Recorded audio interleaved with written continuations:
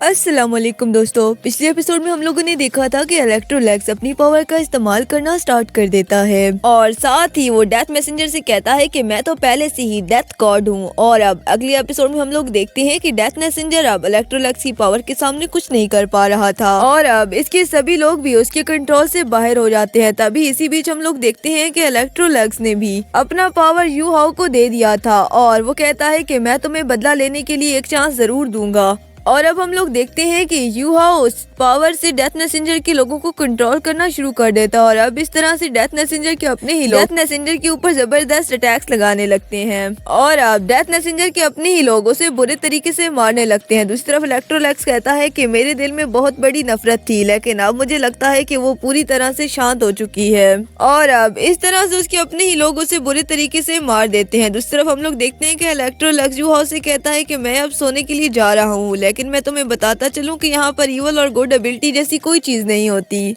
और evil spirit को भी अगर बंदा चाहे तो उसे अच्छे के लिए इस्तेमाल कर सकता है और जब तुम्हारे दिल से सारी नफरत खत्म हो जाएगी तो वहाँ पर सिर्फ अच्छा ही रहेगी और हैप्पीनेस ही रहेगी। और अगर तुम ऐसा करने में कामयाब हो गए तो मैं तुम्हारा थर्ड मार्शल सोल बनने में कामयाब हो जाऊंगा और इस तरह से तुम मेरे अंडर मैजिक को हासिल करने में भी क्वालिफाई हो जाओगे। अब यू हाउ उसकी बात सुनकर कहता है कि ई याओ, आप तो बहुत ही ज्यादा पावरफुल हो, क्या आप मुझे बता सकते हो कि आखिरकार आप हो कौन? लेकिन तभी हम लोग देखते हैं कि इलेक्ट्रोलैक्स वहाँ से गायब हो जाता है। अब यू हाउ इधर उधर देखने लगता है। तभी टानमिंग कहता है कि मुझे तो लगता है कि मास्टर ये पहले भी आपकी ही तरह कोई इंसान था और अब उसके पास बहुत सारी एबिलिटी है। मुझे तो ऐसा लगता है कि उसका सामना काफी बड़े एनिमी से हुआ होगा और जिसने उसे मार कर हरा दिया होगा, लेकिन फिर भी उसकी स्पिरिचुअल पावर का एक हिस्सा किसी तरह से बच गया था। और अब बिंग बिंग कहती है कि मुझे तो ई लाओ की ताकत का पता उसके लेवल से ही चल गया था, लेकिन उसने किसी बहुत बड़े स्पिरिचुअल ट्रॉमा का सामना किया है। अब उसका स्पिरिचुअल कॉन्शियसनेस किसी न किसी तरह खुद को रिकवर करना चाहता है, लेकिन ऐसा करने के लिए लगभग उसे 100 साल का समय चाहिए होगा, क्योंकि जिस पावर का वो इस्तेमाल करना चाहता है उसे हैंडल करना बहुत ज्यादा मुश्किल है। और अभी उसने जिस मैजिक के बारे में बताया है वो मैजिक शायद उसके प्लेन के बारे में परफॉर्म करता है और साथ ही वो उससे कहती है कि जब वो बहुत ज्यादा पावरफुल हो जाएगा तो तुम भी इसकी पावर से सीख सकते हो। तभी यू हाउ कहता है कि इलाओ मास्टर ने तो बहुत ही आसानी के साथ डेथ मैसेंजर को हरा दिया है।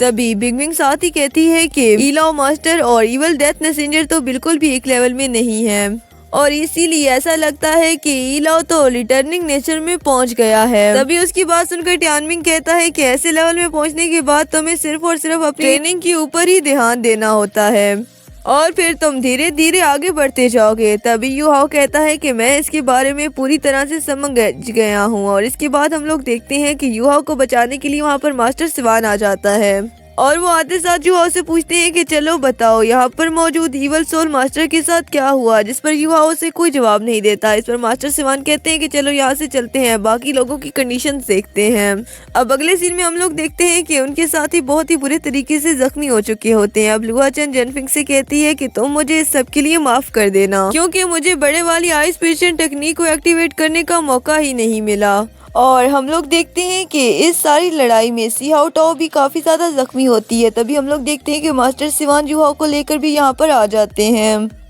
वांग यू हाउ को देखते साथ ही उसके पास आ जाता है और उससे उसकी खैरियत पूछने लगता है। तभी मास्टर सिवान उदास होते हुए यहाँ पर मौजूद मैम जावा से पूछते हैं कि यहाँ की सिचुएशन कैसी है, जिस पर मैम जावा उदास होते हुए बताती है कि हाउस सिवान ने सबको बचाने के लिए खुद को सेक्रीफाइस कर लिया और मैं तो सिर्फ उसकी रैली को ही ले पाई। जिसके बाद मास्टर सिवान उदास होते हुए पूछते हैं कि बाकी सबका हाल कैसा है, जिस पर मिस्टर जावा कहती है कि जेनफिंग का लेफ्ट हैंड टूट गया है, जबकि योम हैंग भी इसमें बहुत ज्यादा जख्मी हुआ है और सीसी भी इस सब में थोड़ी बहुत जख्मी हो गई है। तभी वो मास्टर सिवान से कहती है कि हमें जल्द अज जल्द इनके जख्मी घाव को भरना होगा। अब इन सभी की हालत देखकर मास्टर सिवान को काफी ज्यादा गुस्सा आ जाता है, जिस पर मैम जावा कहती है कि हम लोगों को चाहिए कि हम जल्द अज जल्द इनके पॉइजन घाव को भरें, वरना इनके घाव बहुत ज्यादा बर्बाद हो जाएंगे। और इसी के साथ वो कहती है कि सीसी को पॉइजन घाव तो नहीं आया, लेकिन फिर भी हमें इसके घाव को भरना होगा ताकि इनके इंटरनल ऑर्गन में कोई मसला ना हो और इन सब को रिकवर होने में 1 महीना लगेगा। इसके बाद वो पूछती है कि डेथ मैसेंजर का क्या हुआ, जिस पर मास्टर सिवान उसे बताता है कि यू हाउ के फायर बॉडी की वजह से उस पर बहुत ही बुरा अटैक हुआ है और इसकी बैक फायर की वजह से उसकी बॉडी के चीथड़े हो गए हैं। अब इसके बारे में सुनकर मिस्टर जावा बहुत ही ज्यादा खुश हो जाती है और कहती है कि चलो हमने हाउस वन का बदला तो ले लिया। दूसरी तरफ हम लोग देखते हैं कि कायतो आता है और बताता है कि मैंने उस बॉम्ब को चेक किया है, उस बॉम्ब में काफी ज्यादा पॉइजनिक एसिड्स हैं, लेकिन ऐसे पॉइजन को बनाने के लिए मास्टर सोल पॉइजन और को इकट्ठा किया जाता है, जिसका प्रोसेस काफी ज्यादा डिफिकल्ट है, ताकि हमारा सोल गाइड ब्रांच सिस्टम भी इसको नहीं बना पाता। अब उसकी बात सुनकर मास्टर सिवान कहते हैं कि अगर ऐसी बात है तो फिर तो इसका प्रोडक्शन सन मून एम्पायर ही कर सकता है। ये सुनकर यूहा बताने लगता है कि सन मून एम्पायर और स्टार लू एम्पायर के दरमियान कोई अनबन बनी रहती है, इसीलिए इवल सोल मास्टर की स्टार लू एम्पायर के ही इर्द गिर्द छुपी रहती है और इनके दरमियान इस जंग को समझना काफी ज्यादा मुश्किल है। इस पर मास्टर सिवान कहते हैं कि ठीक है, हम इस बारे में फिर बात करेंगे, लेकिन अभी मुझे जिनफिंग, जिनहोंग और सीसी को यहाँ से लेकर जाना होगा ताकि इन लोगों का मैं ट्रीटमेंट अच्छे से करवा सकूं। अब टीचर जब मास्टर सिवान से पूछती है कि क्या तुम सच में यहाँ से जा रहे हो, जिस पर मास्टर सिवान कहते हैं कि इस सब की सारी जिम्मेदारी मेरे ऊपर ही है और अब कंपटीशन के लिए एकेडमी से नए प्लेयर्स को भेजने में भी काफी ज्यादा देरी हो गई है, इसीलिए मैं अब चाहता हूँ कि तुम वहाँ पर जाओ और सारी सिचुएशन को हैंडल करो और तुम्हें वहाँ पर तब तक टिकना होगा जब तक ये सारे लोग मुकम्मल तौर पर रिकवर होकर नहीं आ जाते। और इसके बाद वो वहाँ पर मौजूद सभी लोगों से मुखातिब होते हुए कहता है कि अब स्कूल की इज्जत तुम लोगों के हाथ में है।